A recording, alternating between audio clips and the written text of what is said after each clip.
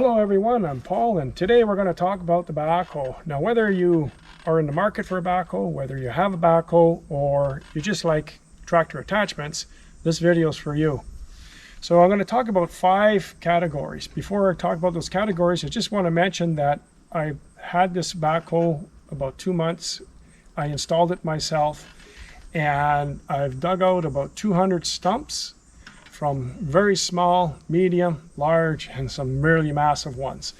Also, I've pulled out about 2 dozen big boulders out of the ground, so I've put it to some good use.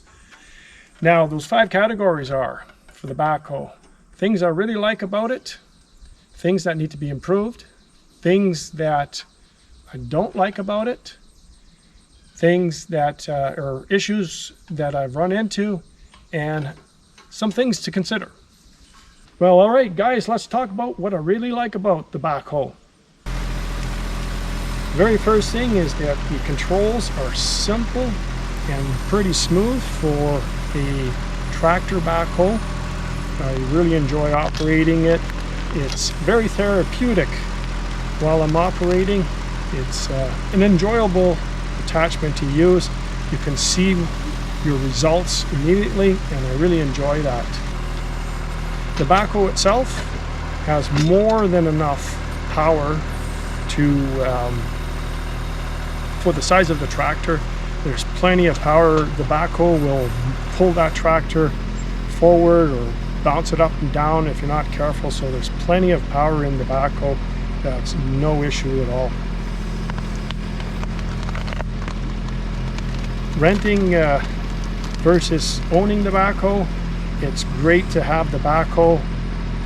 You can use it whenever you want to use it, whether you don't have to wait for the perfect weather day, you don't have to wait for it to be available at a rental place.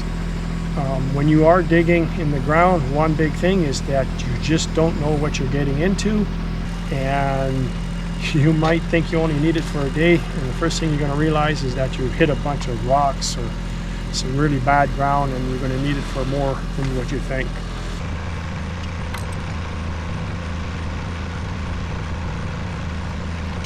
The other thing too is the backhoe itself is very easy to connect and disconnect from the tractor. It only takes a few minutes.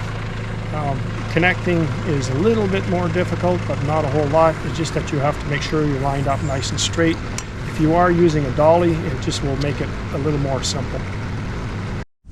Now, the one thing you can see here also, what I really like about the tractor or the backhoe, is that there's plenty of room on the operating platform here that I was able to add a second seat for myself, so whenever I'm operating, it just makes life a lot easier.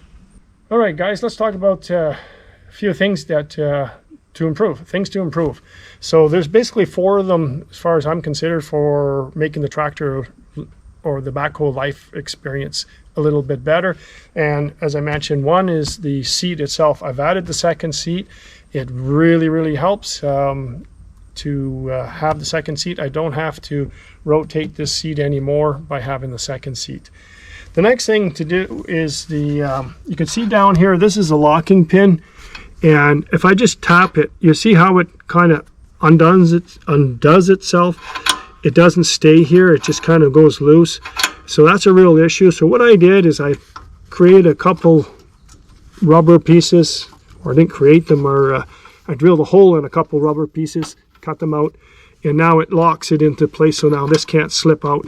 So my locking pin is always going to be in place. I don't have to worry about the backhoe coming loose, which it's kind of weird that they had it like that. The next thing to improve, which I haven't done yet, but I do plan to do very soon, you can see here there's just this little piece here for your foot, and all this here is all getting all scuffed up. There's another pad on the other side, so what I want to do is I want to put a rubber all around the entire platform here, so when I'm operating it, I'm not scuffing up all the area where it's painted. Don't have to worry about rust in the future. And the final thing is I like to do is, you can see here I have a mechanical thumb. This part here, as it comes up here, the mechanical thumb is great, but a hydraulic thumb would be much better. So the tractor or the backhoe, when I bought it, came with the mechanical thumb, so I didn't go out and get a hydraulic thumb. Lost my thought. So the other thing about, if you have to use a hydraulic thumb, you need some ports in the back of your tractor as well, which I don't have right now, so that's a big added expense. So right now I'm working with the mechanical thumb. Well, let's talk about the things that I really don't like. Very first thing is, when I installed the backhoe, one of the things I had to do was to remove the fender stay. It was mounted just right here. That's where it was, and it was tied into each fender. So you had to remove this in order for this seat here to swivel around and to operate the backhoe. Now, what I don't really like about having to remove that is this is a lot more wobbly. It's not as stable as what it was with the fender stay. It just doesn't have that rigidity that gives you that little bit extra comfort, that feeling of comfort that it's a solid tractor.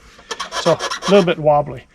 The next thing that I really don't like, and it kind of made me a little bit mad, is that when I had the seat initially installed and I swiveled it around, one of the very first things I did, you can see here, I put a nice scratch in here, and there are some scuff marks on the plastic as well.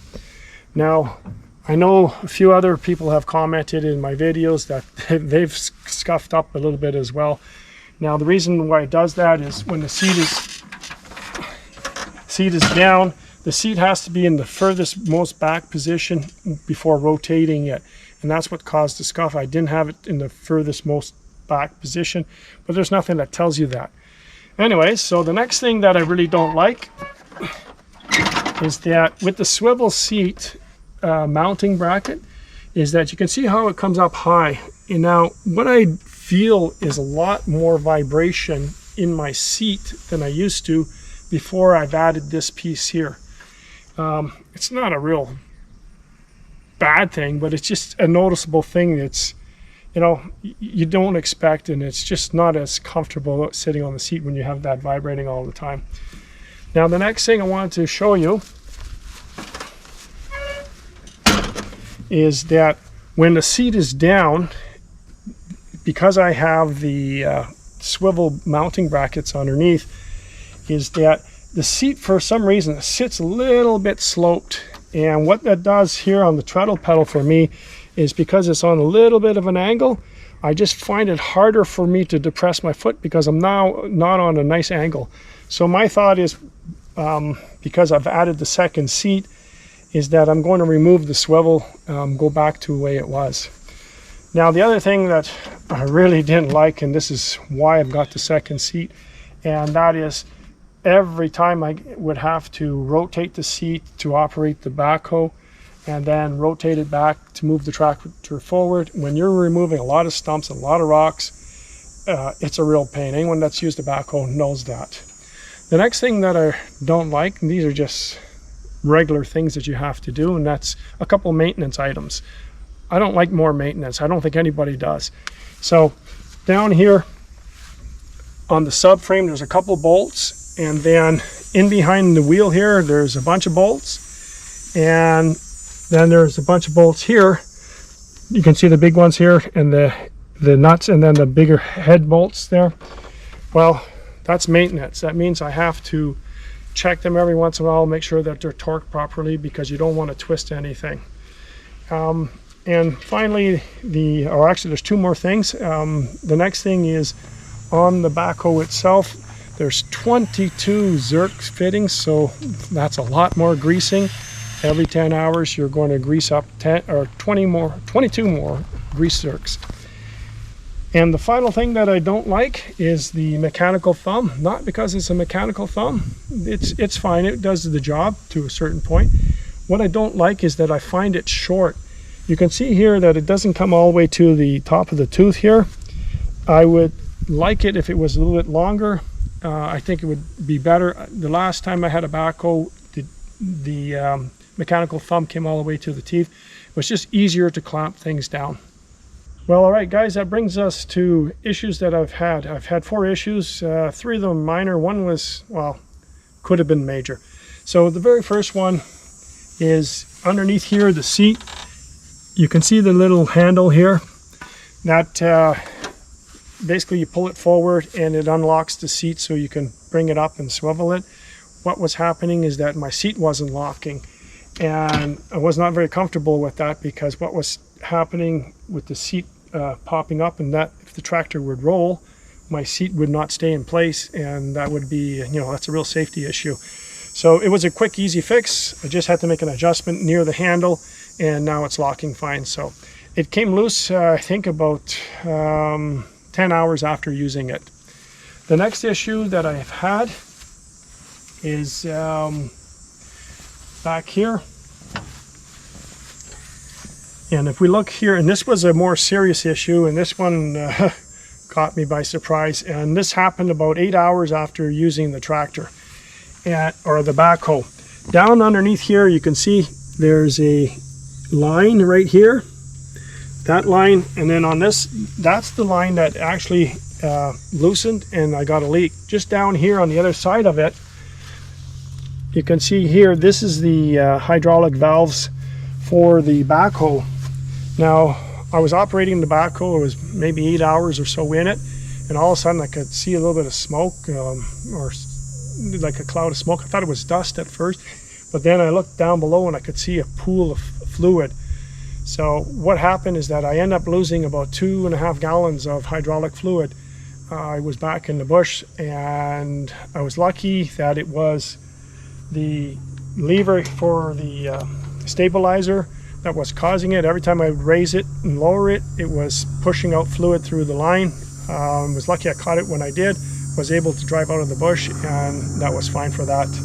The other issue is the handle for the lever here for controlling the backhoe.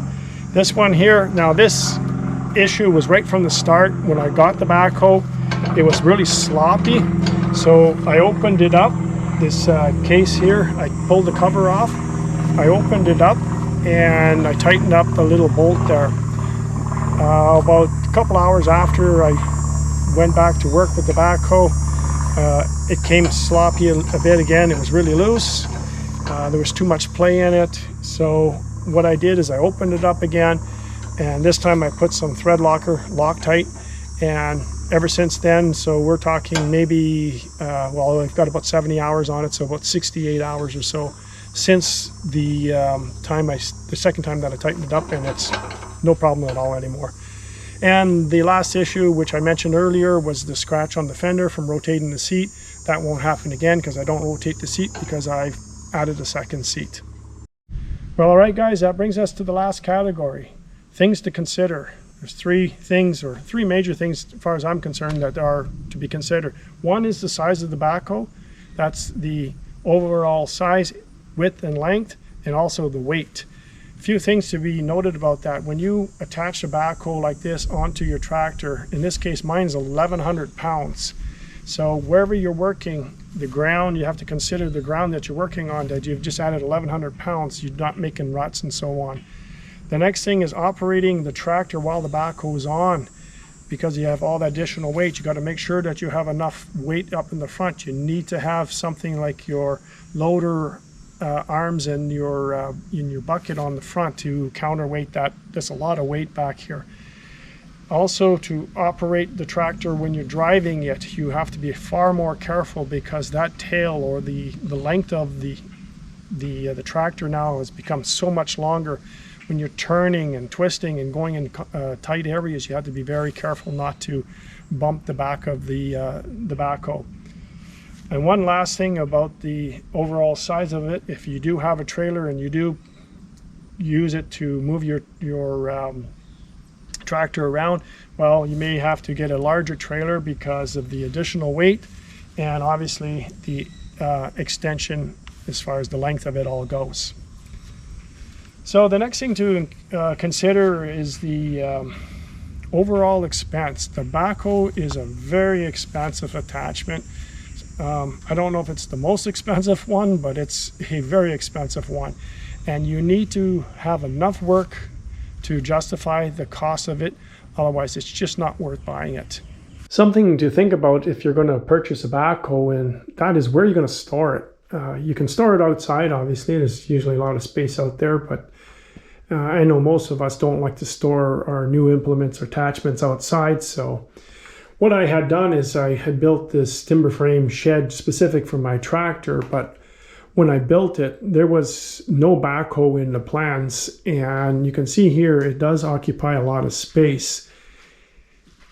If I were to take it off the tractor, then I would have to mount it on the dolly, and the dolly is going to use a bit more space than in here than I would really like. I should have made this a little bit wider, but again, that's just hindsight. I didn't realize that I was going to be getting a backhoe until just this past year. So here in the timber frame shed, I wanted to store more of the attachments, implements, but now with the backhoe, I'm not going to be able to do that.